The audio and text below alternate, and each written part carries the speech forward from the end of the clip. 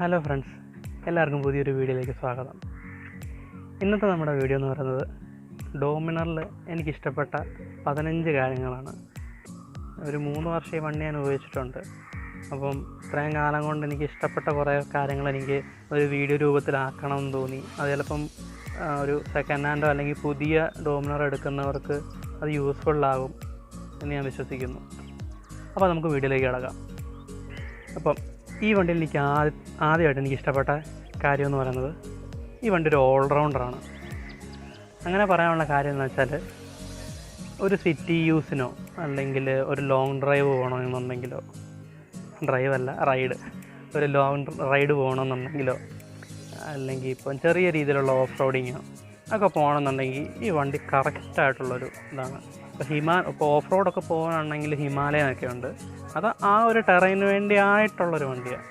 ഇത് മെയിനായിട്ട് ഒരു സ്പോർട്സ് ടൂറർ എന്ന് പറഞ്ഞ് ഇറക്കിയേക്കുന്നൊരു വണ്ടിയാണ്. എന്നിരുന്നാലും ഞാൻ ലഡാഖൊക്കെ ഈ വണ്ടി കൊണ്ട് ഞാൻ പോയതാണ്. ആ റോഡിൻ്റെയൊക്കെ അവസ്ഥ പോകാത്തവർക്ക് പോലും അറിയാവുന്നതാണ്. നെറ്റിലൊക്കെ ഒത്തിരി വീഡിയോസ് ഉണ്ട്.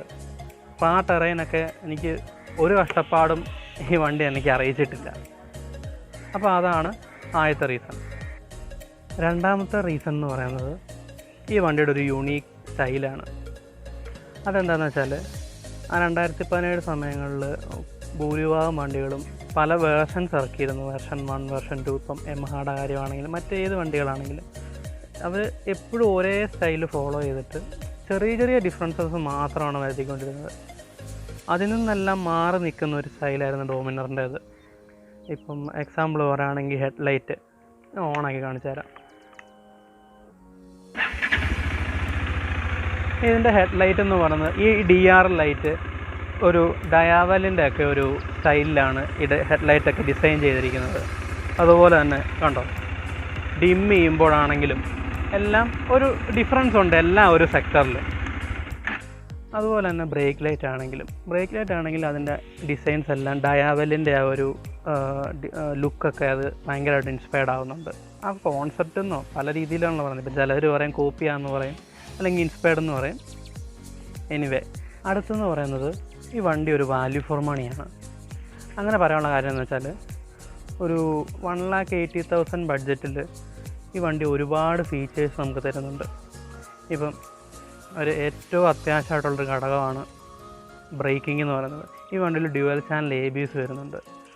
അത് നല്ലൊരു കാര്യമായിട്ടാണ് എനിക്ക് ഫീൽ ചെയ്തത്. ഈ ഒരു പ്രൈസ് സെഗ്മെൻറ്റിൽ അങ്ങനെ ഡ്യുവൽ ചാനൽ ABSും കാര്യങ്ങളൊക്കെ ഉള്ള വണ്ടി വളരെ അപൂർവമാണ്. സിംഗിൾ ചാനലൊക്കെ കാണും, ഡ്യുവൽ ചാനൽ ഞാൻ വളരെ അപൂർവമായിട്ടേ കണ്ടിട്ടുള്ളൂ. അടുത്ത റീസൺ എന്ന് പറയുന്നത് ഈ വണ്ടിയുടെ പവർ ഫിഗേഴ്സാണ്. 17 മോഡലിൽ വന്നിരുന്നത് ഏകദേശം 35 bhp ആയിരുന്നു ഈ വണ്ടിയുടെ പവർ. എൻ്റെ ഒരു പേഴ്സണൽ ചോയ്സിന് അത് മോർ ദാൻ ഇനഫ് ആയിരുന്നു. കാരണം എനിക്ക് അതിഭീകരമായിട്ടുള്ള പവറുള്ള വണ്ടി എനിക്ക് ആവശ്യമില്ലായിരുന്നു എൻ്റെ യൂസിന്. ഞാൻ ഒത്തിരി സ്പീഡിലോ അങ്ങനെ എനിക്ക് ആ ഒരു ഇതിലോട് വലിയ താല്പര്യമില്ല. എനിക്ക് നല്ല കംഫർട്ടബിൾ ആയിട്ടുള്ളൊരു റൈഡ് ഫീൽ വേണം, എനിക്കത്രേ ഉള്ളായിരുന്നു. അതിന് ഈ ഒരു വണ്ടി കറക്റ്റ് ചോയ്സായിരുന്നു. അടുത്ത റീസൺ എന്ന് പറയുന്നത് ഈ വണ്ടിയുടെ ഹെഡ് ലൈറ്റ് സ്വിച്ച് സെറ്റപ്പാണ്. അതെന്താ സംഭവം എന്നുള്ളതെന്ന് വെച്ചാൽ ഈ ഒരു സെറ്റപ്പ് വളരെ അപൂർവം ഞാൻ കണ്ടിട്ടുള്ളത്. കാരണം എല്ലാ വണ്ടികൾക്കും ഇപ്പം BS4 അങ്ങനെ അതിന് കഴിഞ്ഞിട്ടുള്ള വണ്ടികൾക്കെല്ലാം തന്നെ ഇവിടെ മാത്രമേ ഉള്ളൂ. ഈ ഒരു സ്പേസ് വളരെ ഞാൻ കൊടുത്തധികം കണ്ടിട്ടില്ല. ഇപ്പോൾ ഇതിനെങ്ങനെയാണെന്ന് വെച്ചാൽ DRലുണ്ട്. നമുക്ക് ഇഗ്നിഷൻ ഓൺ ചെയ്ത് കഴിഞ്ഞാൽ ലൈറ്റ് ഓണായി കിടക്കും. അതുപോലെ തന്നെ ഹെഡ് ലൈറ്റ് ഓൺ ചെയ്യാൻ പറ്റും. ഡിമ്മും ബ്രൈറ്റും സെപ്പറേറ്റ് ഉണ്ട്. അതുപോലെ തന്നെ DR ലൈറ്റും സെപ്പറേറ്റ് ഉണ്ട്.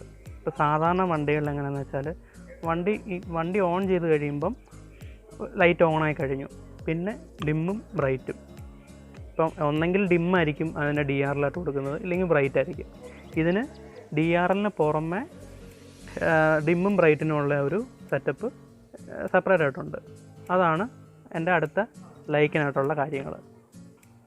അടുത്തതായി എനിക്ക് ഈ വണ്ടിയിൽ ഇഷ്ടപ്പെട്ട ഫാക്ടർ എന്താണെന്ന് വെച്ചാൽ ഇതിൻ്റെ ഫ്രണ്ട് ബ്രേക്കിംഗ് ആണ്. ഞാൻ നേരത്തെ പറഞ്ഞ പോലെ തന്നെ വണ്ടിക്ക് ഡ്യുവൽ ചാനൽ ABS ആണ്. അത് ഫ്രണ്ട് ബ്രേക്കിൽ ഞാൻ 200% സാറ്റിസ്ഫൈഡ് ആണ്. നല്ല പഞ്ചി ആയിട്ടുള്ള, അതായത് ഇപ്പോൾ ഒരു സ്കൂട്ടറിൽ നിന്നോ അല്ലെങ്കിൽ ഒരു 150cc നിന്ന് വരുന്ന ആൾക്കാർക്കാണെങ്കിൽ പോലും ഈസി ആയിട്ട് ഹാൻഡിൽ ചെയ്യാൻ പറ്റുന്ന ഒരു ബ്രേക്കിംഗ് ആണ് ഈ വണ്ടിക്കുള്ളത്.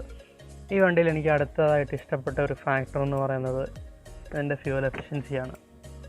എനിക്ക് ഓൾമോസ്റ്റ് സിറ്റി യൂസിന് എനിക്ക് ഏകദേശം 28 തൊട്ട് 30 വരെ മൈലേജ് കിട്ടുന്നുണ്ടായിരുന്നു. അതുപോലെ ലോങ് പോകുമ്പം, ലോങ് എന്ന് പറഞ്ഞു കഴിഞ്ഞാൽ ഞാൻ കോയമ്പത്തൂർ 2 മാസത്തിലൊക്കെ പൊയ്ക്കൊണ്ടിരുന്ന അതുപോലെ ഉള്ള ഹൈവേകളിൽ പോകുമ്പോൾ ഏകദേശം 33-നും 35-നും ഇടയ്ക്ക് കിട്ടിക്കൊണ്ടിട്ടുണ്ട്. അതുപോലെ ലഡാക്കിലൊക്കെ പോയപ്പം ഫുൾ ഹൈവേ ആയിരുന്നല്ലോ, അതെനിക്ക് 35+ ഒക്കെ ആയിരുന്നു കിട്ടിക്കൊണ്ടിരുന്നത്. എനിക്ക് ഫ്യൂവലിനൊക്കെ എനിക്ക് ഒത്തിരി കോസ്റ്റൊന്നും വന്നതേ ഇല്ല. മൈലേജാണ് ഈ വണ്ടിയുടെ എനിക്ക് ഇഷ്ടപ്പെട്ട മറ്റൊരു ഫാക്ടർ. അടുത്തതായിട്ട് എനിക്ക് ഈ വണ്ടിയിൽ ഇഷ്ടപ്പെട്ട ഫാക്ടർ എന്ന് പറയുന്നത് ഇതിൻ്റെ ക്രാഷ് ഗാർഡാണ്. ഒരു 80% ബലവത്തായിട്ടുള്ളൊരു ക്രാഷ് ഗാർഡ് തന്നെയാണ് ഈ വണ്ടിക്കുള്ളത്. അപ്പോൾ ഇതിൽ ഞാൻ ശകലം മോഡിഫൈഡ് ചെയ്തിട്ടുണ്ട്.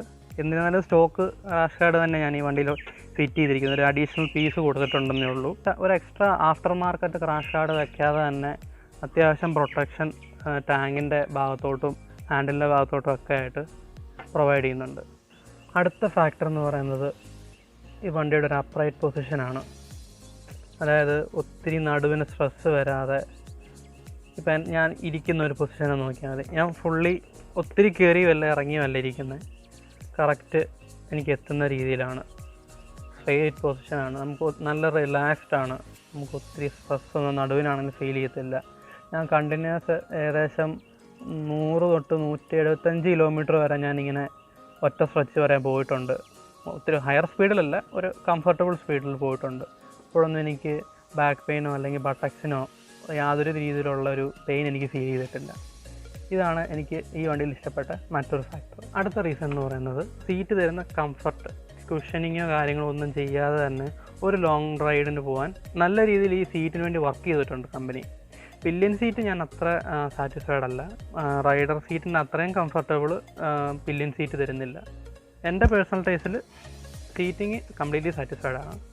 അടുത്തതായിട്ട് എനിക്ക് ഈ വണ്ടിയിൽ ഇഷ്ടപ്പെട്ട കാര്യം എന്ന് പറയുന്നത് സിറ്റി റൈഡിന് പറ്റിയൊരു വണ്ടിയാണ്. ഇപ്പം ഡെയിലി യൂസേജിന് എടുക്കുന്നവർ ഒത്തിരി പേര് കാണും. ഇപ്പം ബാങ്കിൽ വർക്ക് ചെയ്യുന്നവരോ അല്ലെങ്കിൽ കോളേജിൽ പോകുന്നവരോ അങ്ങനെ ഒരു ഷോർട്ട് ഡിസ്റ്റൻസിനാണെങ്കിലും പോകാനായിട്ട് സിറ്റി യൂസിനും പറ്റിയ ഒരു വണ്ടിയാണിത്. ഇപ്പോൾ ഒരു ബമ്പർ ടു ബമ്പർ ട്രാഫിക് എടുക്കുകയാണെങ്കിൽ പോലും എന്താ പറയണ്ട 180ഓളം ഈ വണ്ടിക്ക് വെയിറ്റ് ഉണ്ട്. എന്നിരുന്നാലും നമുക്ക് വലിയൊരു ഹെവി ആയിട്ടുള്ള വണ്ടി ഓടിക്കുന്ന ഒരു ഫീലൊന്നും നമുക്ക് സിറ്റി ട്രാഫിക്കിലൊന്നും നമുക്ക് ഫീൽ ചെയ്യത്തില്ല. ഇതാണ് എനിക്ക് ഇഷ്ടപ്പെട്ട മറ്റൊരു ഫീച്ചർ. അടുത്തതായിട്ട് എനിക്ക് ഈ വണ്ടിയിൽ ഇഷ്ടപ്പെട്ട ഒരു കാര്യം എന്ന് പറയുന്നത് വണ്ടിക്ക് ഹീറ്റിങ് വളരെ കുറവാണ്. ഇപ്പോൾ ഞാൻ നേരത്തെ പറഞ്ഞ പോലെ ഒരു ഡെയിലി യൂസിനാണെങ്കിലും ലോങ് റൈഡ് പോകുന്നവർക്കും ഒത്തിരി ഹീറ്റിങ് ഈ വണ്ടി അങ്ങനെ വരുത്തരുന്നതായിട്ട് എനിക്ക് തോന്നിയിട്ടില്ല. കാലിലാണെങ്കിൽ പോലും ചെറിയ രീതിക്ക് ഇങ്ങനെ പറയത്തൊക്കെ ഒന്നുമില്ല. ഇപ്പോൾ ഒരു എന്താ പറയണ്ട റൈഡിങ് പാൻ്റൊക്കെ ഇടുന്നെങ്കിൽ നമ്മൾ തീരെ അറിയത്തില്ല. ജീൻസ് ആണെങ്കിൽ കണ്ടിന്യൂസ് ആയിട്ടൊരു 150+ കിലോമീറ്റേഴ്സ് ഓടിച്ചു കഴിഞ്ഞാലേ എനിക്ക് ചെറുതായിട്ട് ആ ഹീറ്റിങ് ഫീൽ ചെയ്തിട്ടുള്ളൂ. ഇതാണ് എനിക്ക് ഇഷ്ടപ്പെട്ട മറ്റൊരു ഫീച്ചർ. അടുത്ത ഫാക്ടർ എന്ന് പറയുന്നത് ഈ വണ്ടിയുടെ വെയ്റ്റും ഹൈറ്റുമാണ്. ഏകദേശം ഞാനിപ്പം നേരത്തെ പറഞ്ഞതുപോലെ തന്നെ ഏകദേശം 180 കിലോ ആണ് ഈ വണ്ടിയുടെ ഭാരം എന്ന് പറയുന്നത്. അപ്പോൾ എൻ്റെ ഹൈറ്റ് വെച്ച് എനിക്ക് ഈസി ആയിട്ട് ഇത് മാനേജ് ചെയ്യാൻ പറ്റും. സിറ്റി റൈഡിന് പോകുമ്പോഴാണെങ്കിലും എനിക്ക് എന്താ പറയണ്ടേ 180 കിലോ ഉള്ള ഒരു വണ്ടിയാണ് ഓടിക്കുന്നത് എന്നുള്ളൊരു ഫീല് എൻ്റെ കാലിനോ ബോഡിക്കോ എനിക്ക് ശകലം പോലും കിട്ടാറില്ല. ഇതാണ് എനിക്ക് ഇഷ്ടപ്പെട്ട മറ്റൊരു റീസൺ. അടുത്തതായിട്ട് 17 മോഡൽ ഡോമിനൽ എനിക്ക് ഇഷ്ടപ്പെട്ട ഒരു സംഭവം എന്ന് പറയുന്നത് ഇതിൻ്റെ എക്സോസ്റ്റ് സൗണ്ടാണ്. വളരെ കാം ആൻഡ് ക്വയറ്റാണ്. നമ്മൾ വണ്ടി ഇപ്പോൾ ഇച്ചിരി ഹയർ RPM ഓടിച്ചു പോയാലും കേട്ടുകൊണ്ട് നിൽക്കുന്ന മറ്റുള്ളവർക്ക് ഒരു അരോചകമായിട്ട് ഫീൽ ചെയ്യത്തേയില്ല. അതുപോലെ തന്നെ ഒരു ക്യൂട്ട് സൗണ്ടാണ്. കാം ആൻഡ് ക്വയറ്റ് ആയിട്ടുള്ളൊരു എക്സോസ്റ്റ് സൗണ്ടാണിത്. ഇതാണ് എനിക്കിഷ്ടപ്പെട്ട മറ്റൊരു ഫാക്ടർ. അവസാനമായിട്ട് എനിക്ക് ഇഷ്ടപ്പെട്ട അതായത് 15th റീസൺ എന്ന് പറയുന്നത് ഇതിൻ്റെ സർവീസ് കോസ്റ്റാണ്. ഒരു 400cc ബൈക്ക് എന്നുള്ളതിനേക്കാളും ഇതിൻ്റെ സർവീസ് കോസ്റ്റ് എന്ന് പറയുന്നത് വളരെ കുറവാണ്. ഫ്രീ സർവീസും കാര്യങ്ങളും എല്ലാം കഴിഞ്ഞിട്ടുള്ളൊരു സെക്ഷൻ നോക്കിയാൽ പോലും അപ്രോക്സിമേറ്റ് ആണ്. ഒരു 2200-300 അല്ലെങ്കിൽ 2700 അതിന് മുകളിൽ ഇതുവരെ പോയിട്ടില്ല. ഇതാണ് എനിക്കിഷ്ടപ്പെട്ട അവസാനത്തെ കാര്യം. ഇതൊക്കെയാണ് എനിക്ക് 2017 ഡോമിനറിൽ ഇഷ്ടപ്പെട്ട 15 കാര്യങ്ങൾ. നിങ്ങളുടെ ഫ്രണ്ട്സോ മറ്റുള്ളവരോ ആരെങ്കിലും പഴയ ഡോമിനർ എടുക്കാനോ അല്ലെങ്കിൽ പുതിയ ഡോമിനർ വാങ്ങാനോ പ്ലാൻ ഉണ്ടെങ്കിൽ ഈ വീഡിയോ ഒന്ന് ഷെയർ ചെയ്ത് സപ്പോർട്ട് ചെയ്യുക. ഈ വീഡിയോ നിങ്ങൾക്ക് ഇഷ്ടമായെങ്കിൽ തീർച്ചയായും ലൈക്ക് ചെയ്യുക, കമൻറ്റ് ചെയ്യുക, സബ്സ്ക്രൈബ് ചെയ്യുക, കൂടാതെ ബെല്ലൈക്കൺ എനേബിൾ ചെയ്ത് ഓൾ നോട്ടിഫിക്കേഷൻ സെലക്ട് ചെയ്യുക. അപ്പോൾ മറ്റൊരു വീഡിയോയിൽ വരുന്നത് വരെ